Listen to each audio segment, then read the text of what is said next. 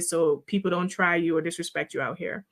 But what I also would like to offer is that if you do not show, and I'm speaking to both the men and the women, because I think the men have their own vulnerability issues as well. If you do not show vulnerability in instances, especially when you are not feeling the best, then you lose the opportunity for others to show you compassion and to give you the emotional nutrition that you're seeking.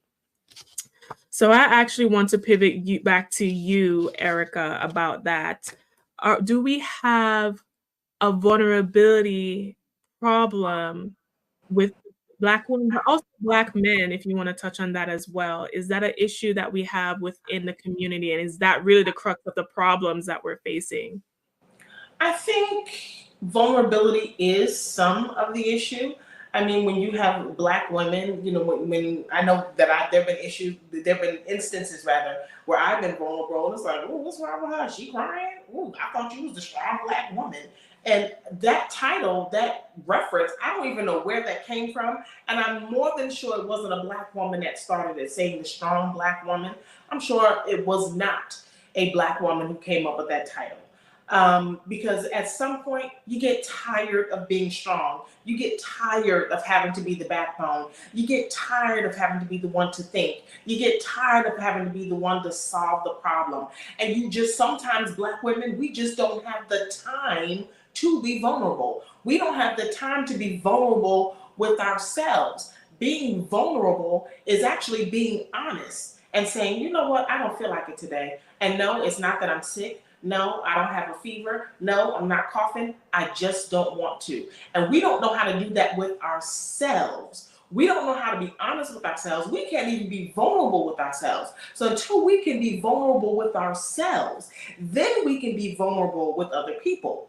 And with vulnerability, you step into your power. And once you step into that power through being vulnerable, you now are able to set healthy boundaries. And that's where the give and the take. But you have to start that with yourself. I am a huge advocate for being self-aware and self-knowledge, because you cannot, sometimes we're projecting the issues onto ourselves. We are our own problem. So I'm always an advocate for no. Start with you. When you start with you, you heal you, you fix you, then you can start attracting the right people that are supposed to be near you or good for you.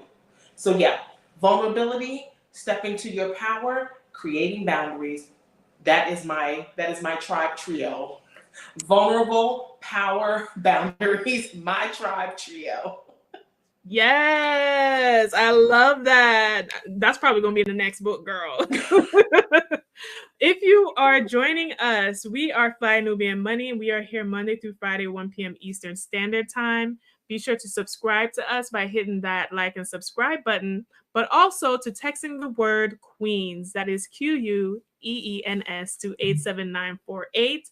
I'm Athena, and I'm joined with your co-queens today, Linda Husser and Erica Lewis, and we are discussing Black women and femininity. Now, I want to pivot the conversation to the money, okay? to the bag, okay? So I want to discuss this with you ladies. So, do the sprinkle girls have a point with dating a provider man? Are women saying that they want to rest in traditional roles so they don't have to take on all that masculine energy? I want to pivot this question to you first, Linda, about that. What are your thoughts on the sprinkle level up girls saying that, you know what? I'm fine with the gender roles. You be the provider man so I can rest in my femininity as a homemaker at home. I'm here for it. I'm here for you to go out and get what it is that makes you healthy, happy, and whole. If that means that you want someone to bring home the bacon and you fry it up, if that means that you want to be beautiful, because one thing that I have noticed about the sprinkle girls, they take their role very seriously. They are in shape. They look phenomenal because they understand what these men want. I believe that a lot of the women who are not part of the Sprinkle Sprinkle coalition, they don't want to do all that. They want to do them, and that's cool.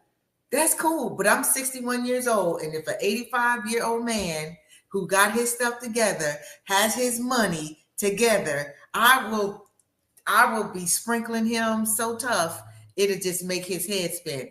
I'm all for it. Do you do what you need to do to become the person that you need to become? If that means you got to get your lipo on, get you a weave, get some nails, Botox, get you some boobs, plump that booty up, whatever you need to do that. Shave the bunions off so your $300,000 shoes don't have that imprint on the side.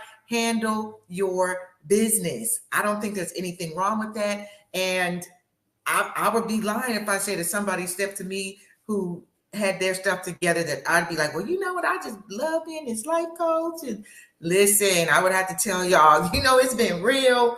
Baby said he don't want me doing all this coaching stuff. We on our way to France. I'll holla. Peace out. Linda, you had me dying. You had me dying. And watch me in the background. I was doing all this